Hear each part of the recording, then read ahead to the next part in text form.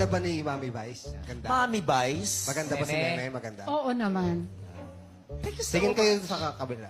Ganda rin. Lalong maganda. Yun yung dalawang choices ko, tilapia or bangus. But I just had bangus yung other day. Talaga? Talaga, ang sarap ng fish sa inyo, ano? Sana makain ka ng shark. Ang inyong category ay sahog sa halo-halo. 1, 2, 3, go! Nasa Saki! ni Coco!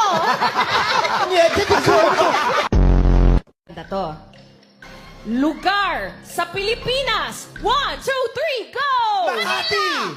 Diyos ko, kaya nga ako lang Makati kasi kala ko yung nagsasabihin. Ay, nag-iwalay. Taga Makati, ako lang nag-adjust sa'yo. Taga Makati ka.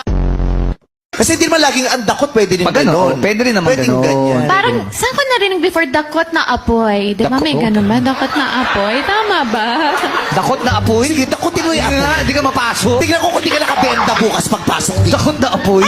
Dakot ng apoy. Kung wala man kayong boy best friend, girl best friend meron kayo, anong mararamdaman nyo kung yung girl best friend nyo, pareho kayo ng shoes? Mukhang bata si Ate Vice, no?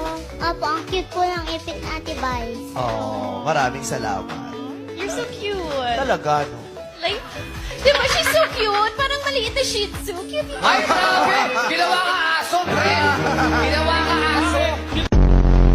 Tumatapang ka na, nire-real. Kasi dati, nabanggit mo kanina, di ba? Tiniis mo lang, hindi ka masyadong nagsasalita, o hindi...